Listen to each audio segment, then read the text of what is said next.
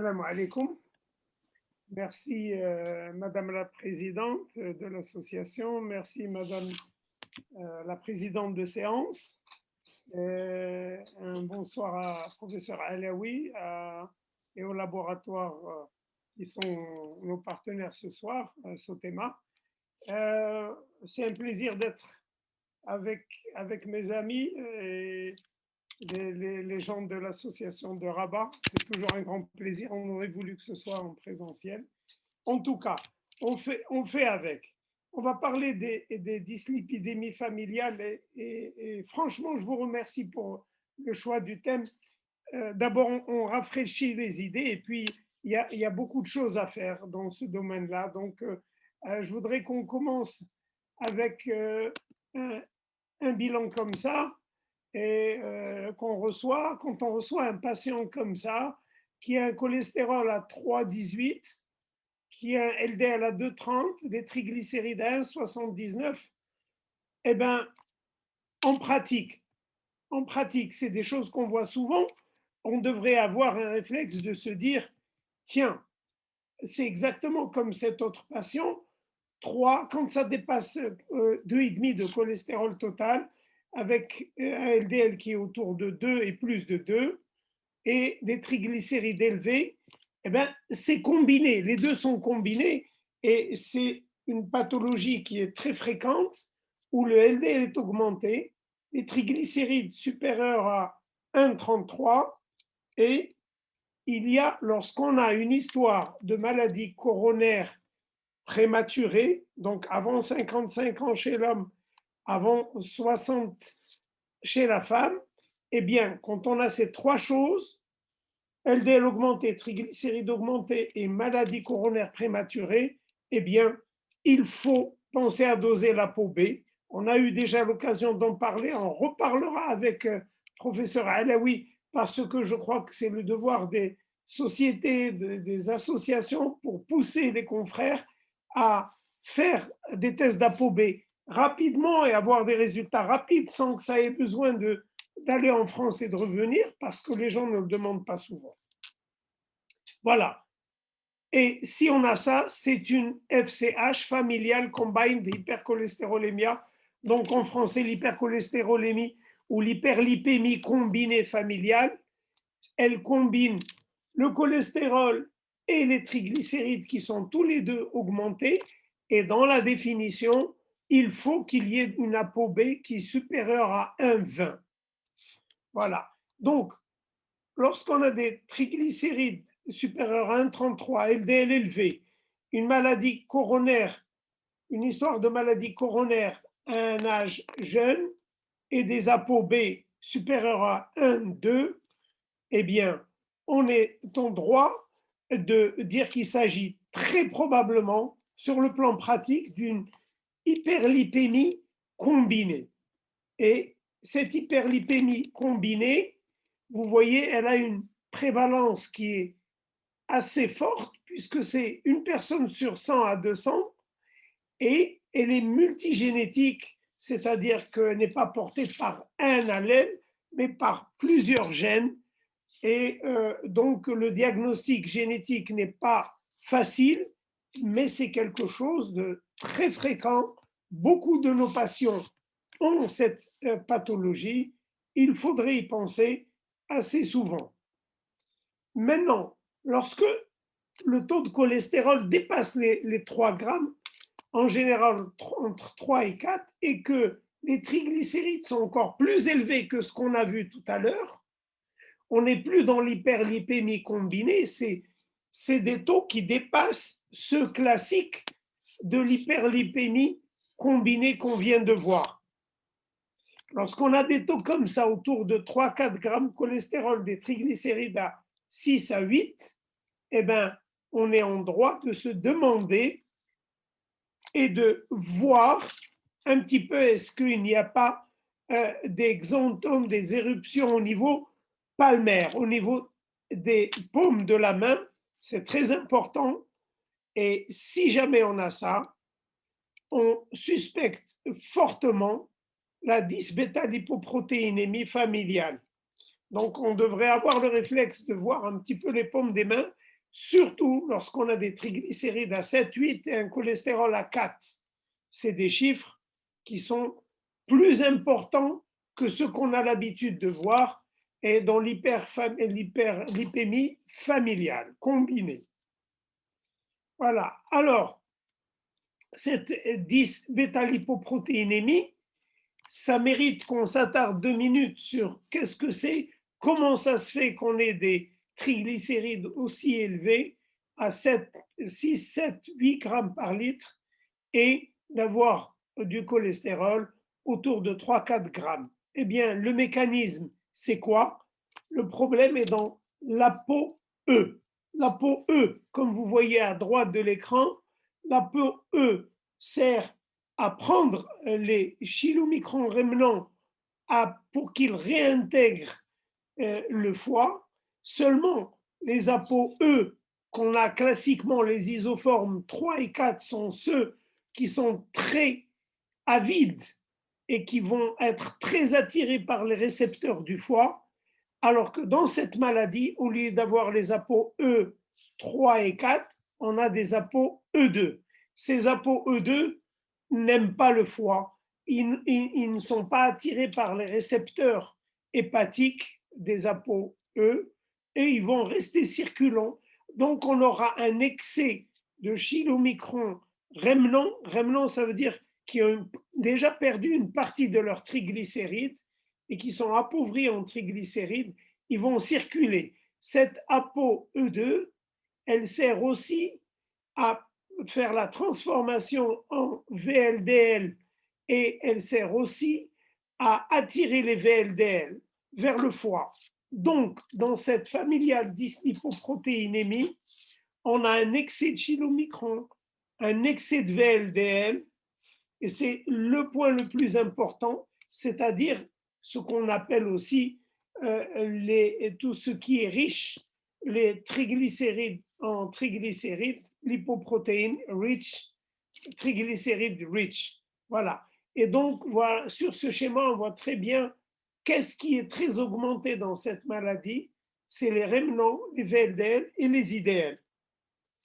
Donc, méfiez-vous, si vous avez un taux de LDL normal, ne dites pas, ou presque normal, ne dites pas c'est bon, il n'y a pas de maladie. Attention, les VLDL et les IDL, les chylomicrons très élevés, eh bien, on suspecte cette maladie. Et comment on fait pour la confirmer? On va doser les ApoE. Et là, on posera la question tout à l'heure à professeur Alaoui pour le dosage. Est-ce qu'il est facile au Maroc? Est-ce qu'on peut les doser facilement ou pas? Donc, pour résumer ça, triglycérides 6, 9, cholestérol 3-4 grammes.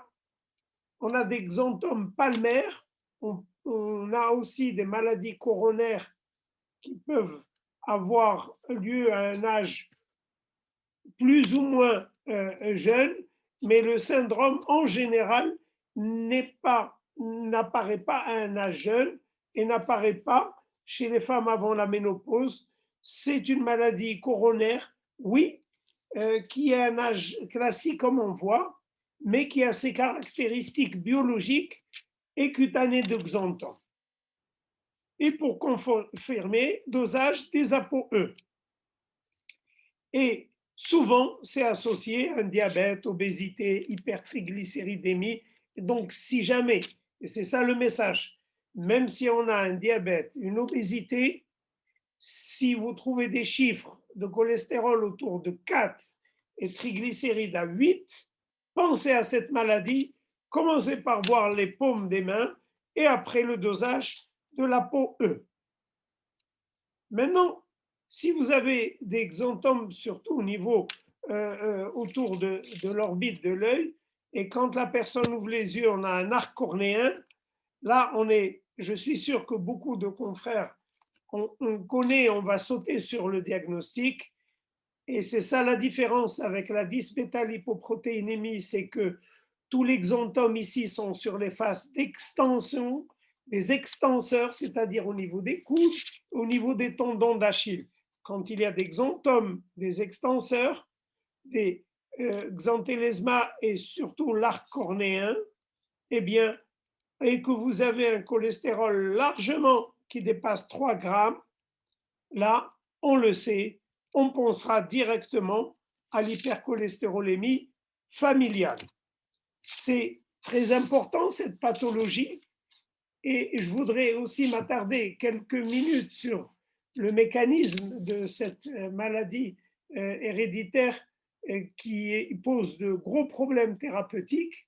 Voilà, alors on va essayer de comprendre comment on arrive à avoir des taux de cholestérol comme ça dans la FH familiale, hypercholestérolémia.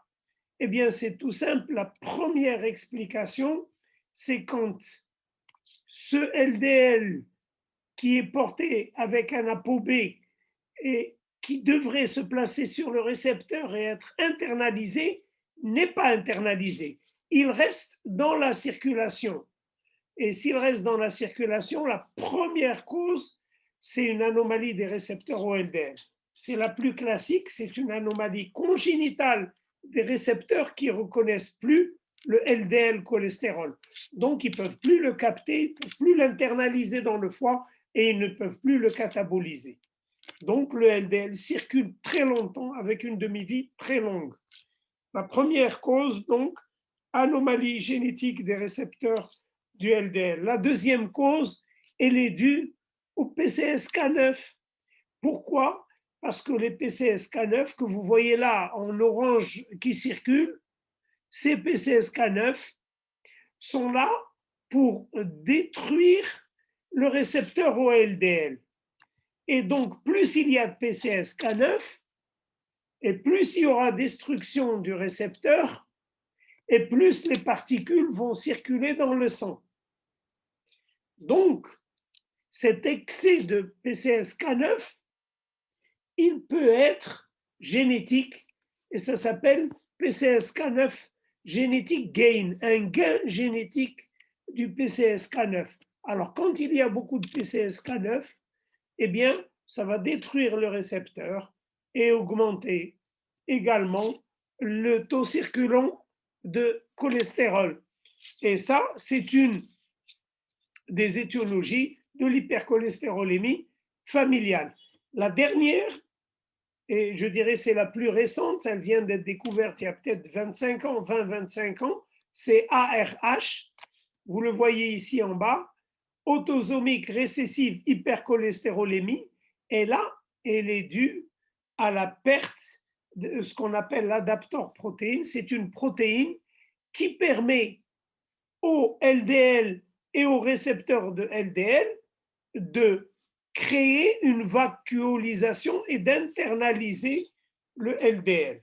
Si cet adapteur est absent, il n'y aura pas d'endocytose du LDL et il n'y aura pas de destruction hépatique du LDL, alors le LDL va circuler. Bon, on a vu 3 causes d'hypercholestérolémie familiale qui sont toutes les 3 héréditaires, génétiques. Voici ce qu'on vient de voir. Celle qui est liée à l'anomalie génétique mutation du récepteur, c'est la plus fréquente. Elle représente 70% des anomalies constatées dans l'hypercholestérolémie familiale, dans la HF. L'excès gain of function du PCSK9 dans 5%. Et vous voyez ARH, qui est la plus récente, c'est uniquement 1 ou 2% des hypercholestérolémies familiales HF. Voilà. Alors, quand est-ce qu'on doit suspecter cette maladie HF? Eh bien, selon les recommandations, on va la suspecter quand on a un taux de cholestérol total qui dépasse 3 grammes par litre, sans traitement chez un adulte ou chez un membre de la famille.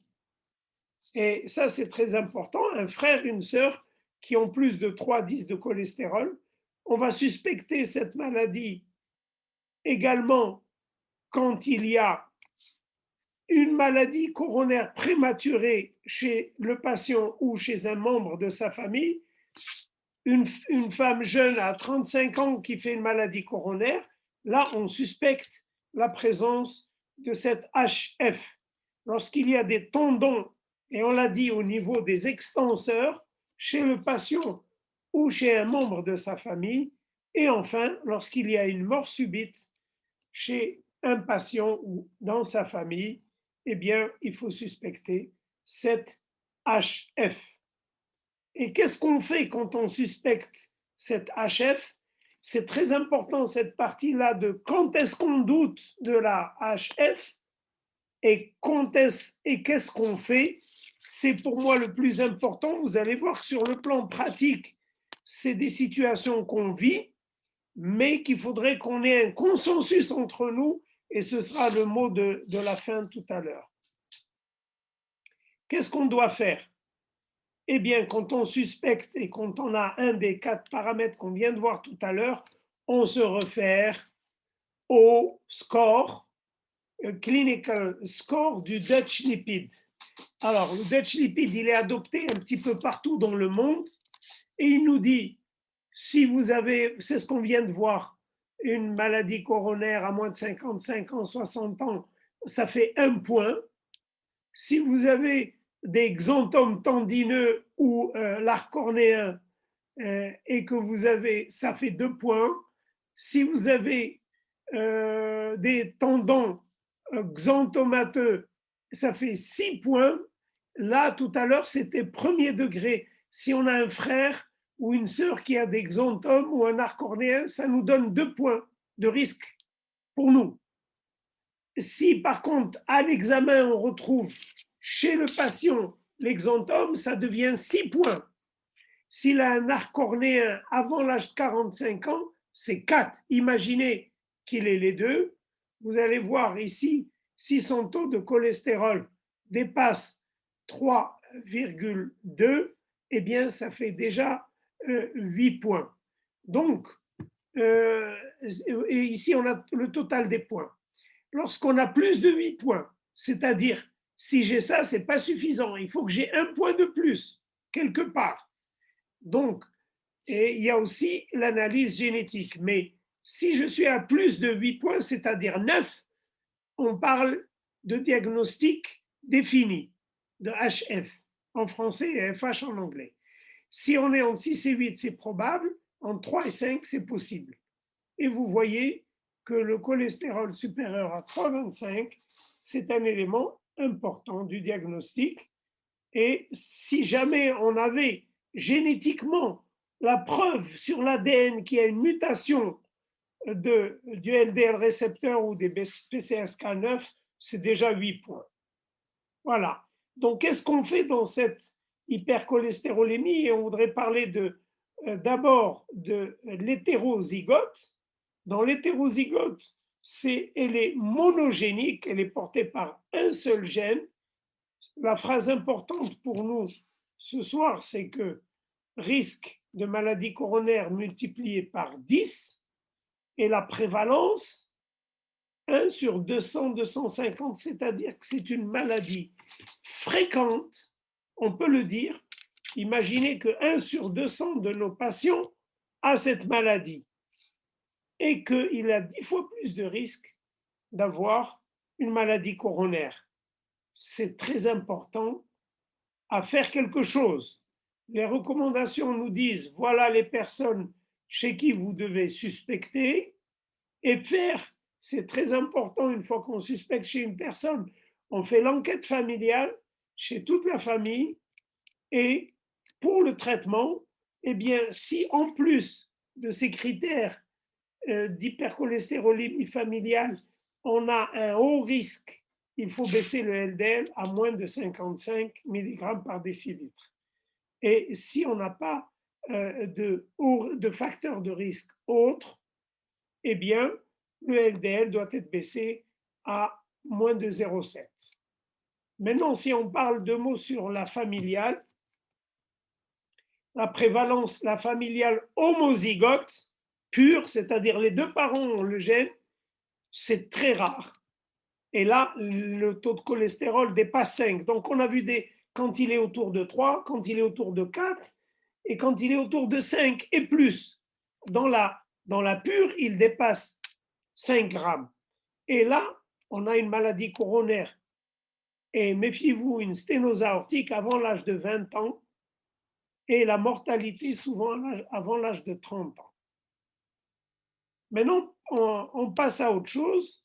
Un adulte jeune ou un enfant chez qui vous faites le bilan, vous trouvez que des triglycérides supérieurs à 2 grammes isolés et qui a des éruptions cutanées type xanthome, eh bien, pensez au déficit en LPL. La LPL, c'est la lipoprotéine lipase. Et si elle est absente, on aura beaucoup de chylomicrons, on aura beaucoup de VLDL. Eh bien, souvent, c'est avant l'âge de 10 ans, ils font des pancréatites. Souvent, ils ont une hépatosplénomégalie. Donc, en cardiologie, on ne va pas beaucoup les voir, si ce n'est pour un bilan, si on nous amène à mon fils ou un jeune qui a 25-30 ans, qui a un taux de triglycérides très élevé, pensez au déficit en LPL. Et juste pour être assez complet, quand vous avez un HDL très, très, très bas ça ne veut pas dire 0,4, 0,2, ça veut dire 0,01 ou 0,05. Eh bien, faites ouvrir la bouche et s'il y a de l'orange au niveau des amygdales, ce n'est pas qu'il a mangé des oranges, c'est un signe assez fort de la maladie de Tangier, qui est le déficit familial en HDL. Et là, au fait, le déficit fait que on n'a pas de HDL mature parce que l'HDL naissant, avec la peau A1 qui est très bonne pour prévenir les maladies cardiovasculaires, on n'arrive pas à former du HDL mature pour la simple raison qu'une protéine membranaire, celle-là, qui s'appelle ATP binding cassette membrane protéine, eh bien, elle est déficiente, le gène qui la code est déficient, et s'il est déficient, le cholestérol et les phospholipides n'arrivent pas à s'attacher à la peau 1 et on n'a pas de HDL mature. Donc, on a 0,0 quelque chose en HDL et le cholestérol total est inférieur à 1,5. Là aussi, on ne verra pas beaucoup ces gens parce qu'ils ont surtout des neuropathies. Et je termine par le fish eye disease, la maladie de l'œil de poisson, c'est le déficit en L4. C'est un peu le L4, elle est là. Quand il y a un déficit, c'est que, et vous voyez ABC de tout à l'heure, ici on enrichit en phospholipides et en cholestérol le HDL. Ici il était naissant, ici il est riche. Tout à l'heure la maladie se passait là. Maintenant, si cette lécithine, cholestérol, acyltransférase est absente, on n'aura pas de HDL mature. C'est également un taux bas, des opacités cornéennes. Voilà l'œil de poisson. C'est des dépôts au niveau de la cornée qui font cet aspect de l'œil. Une insuffisance rénale, anémie hémolytique. Si je vous ai parlé de toutes ces maladies, c'est qu'ils sont chez nous dans les recos de 2019 de la Société européenne dans les dyslipidémies. Donc, en tant que cardio, on est quand même censé connaître même toutes les autres. Et 2 mots sur le traitement pour terminer. Juste, c'est que, bien sûr, on va donner une statine forte pour baisser le cholestérol. Et on le sait, si on veut baisser beaucoup le cholestérol avec une statine, au maximum, on ira vers la Torva 80 ou vers la Rosuva 20-40. Et quelle statine? C'est des intensités fortes. Et coucou à Sotema et à leur nouvelle Rosuva. Bon courage. Et bien sûr, on n'oublie pas de faire le bilan. Et je voudrais dire 2 mots sur la plasmaphérèse, puisque quand on a, surtout dans l'homozygote, des taux de cholestérol à 8-9 grammes, bien sûr, les statines ne suffiront pas. Eh bien, la plasmaphérèse va aider beaucoup. Elle s'est développée depuis ces dernières années et il y a des machines très intéressantes. Et heureusement, maintenant, en Europe, aux États-Unis, il y a les inhibiteurs PCSK9. Sachez, et c'est important à connaître, qu'ils ont leur accord pour la FDA dans certaines maladies. Et vous voyez, par exemple, l'évolucumab dans l'homozygote, il a été testé, il y a eu des études, et l'alirocumab a été testé dans l'hétérozygote. Les deux ont été testés, bien sûr, dans la maladie cardiovasculaire habituelle. Et il y a d'autres médicaments qui arrivent. Il n'y a pas que les statines PCSK9, il y a l'omitapide, c'est quoi? Eh bien, il empêche les triglycérides de sortir du réticulum endoplasmique à l'intérieur de la cellule et de se greffer sur les ApoB, donc il n'y aura pas de VLDL. Et donc, ça a été efficace dans l'homozygote, hypercholestérolémie familiale homozygote, et ça se donne en plus de la statine, mais on ne connaît pas trop à long terme, il n'y a pas encore d'études et c'est hépatotoxique, surveillez très fortement le foie. Maintenant, le mipomersène, c'est quoi? Eh bien, c'est un petit bout de message ARN qui va être envoyé, ça s'appelle un antisens oligonucléotide qui va bloquer l'ARN qui fabrique l'ApoB. Conclusion, on n'a pas d'ApoB. On n'a pas d'ApoB, et s'il n'y a pas d'ApoB, eh bien, il n'y aura pas de formation de VLDL ni de LDL. Eh bien, il est reconnu par la FDA, c'est bien de savoir ça, on ne l'a pas, mais c'est bien de savoir que ça existe, qu'il est reconnu par la FDA pour la familiale homozygote. Voilà. Et dans le futur, avec l'ARN, ce n'est pas que pour les vaccins, il y aura un ciblage du PCSK9 pour empêcher le codage des PCSK9, pour empêcher le codage de l'ALPA et plein d'autres choses. Mon mot de conclusion, je voudrais revenir sur l'hypercholestérolémie familiale, qui est surtout l'hétérozygote. Vous voyez, elle est très fréquente et il y a un gros risque de maladie coronaire. Je crois qu'on a tous un devoir envers ces gens-là.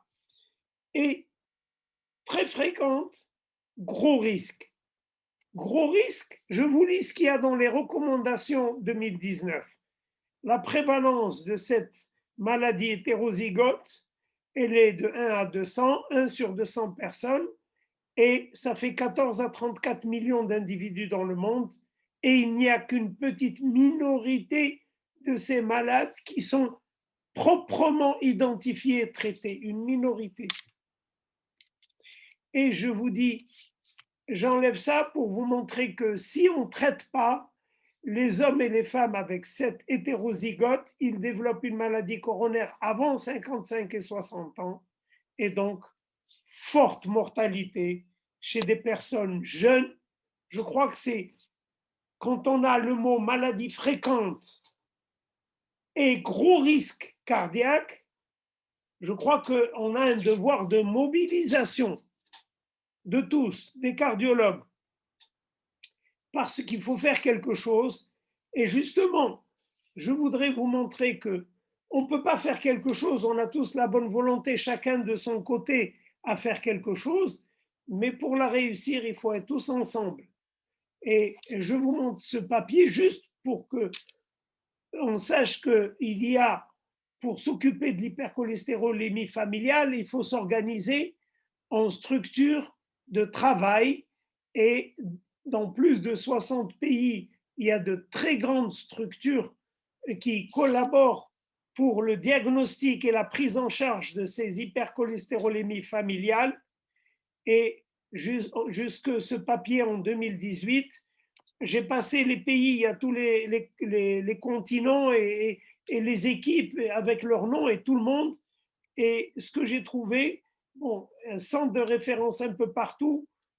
Regardez, la Tunisie, elle a son centre de référence. L'Égypte a son centre. Le Nigeria a son centre. L'Afrique du Sud a son centre. Les pays du Golfe ont leur centre. Bien sûr, toute l'Europe, les États-Unis, tout le monde a son centre. Et ils sont tous là. Il y a le Maroc et il y a l'Algérie qui n'ont pas encore de centre. Je crois que c'est un message pour la Société marocaine de cardio. et je me sens doublement responsable puisque je m'occupe de la prévention au sein de cette chère société. Et c'est un message aussi aux associations, donc à l'ACP, à l'AMCAR, à nos amis du Nord, à nos amis du Sud. Je crois qu'on devrait peut-être un jour se réunir, créer une unité de travail spécifique. Et j'ai eu déjà l'occasion d'en parler avec les amis tunisiens. Je sais qu'ils ont cette unité et Inch'Allah, on devrait le réussir. Alors, j'ai terminé. Si une des diapos qui est passée vous plaît, vous intéresse, j'ai choisi quelques diapos très importantes. Je les ai mis pour les plus jeunes. Je m'adresse aux plus jeunes qui ont Instagram. Je les ai mis, ils sont déjà sur la page avant même la présentation, cardiologie.101. Et il y a des choses intéressantes en cardio pour les plus jeunes, mais on est tous encore jeunes. Et regardez, sur les statistiques de cette page, il y a Casa, il y a Paris, il y a Bruxelles, ils sont à peu près 7%. Et on est encore loin, Rabat n'est même pas là. Et la majorité des gens qui regardent cette page, malheureusement, sont même ailleurs. Donc, un petit coucou à Cardiologie 1.101 et vous y trouverez les diapos. Et j'espère que ça vous plaira. Je vous remercie et je vais arrêter le partage.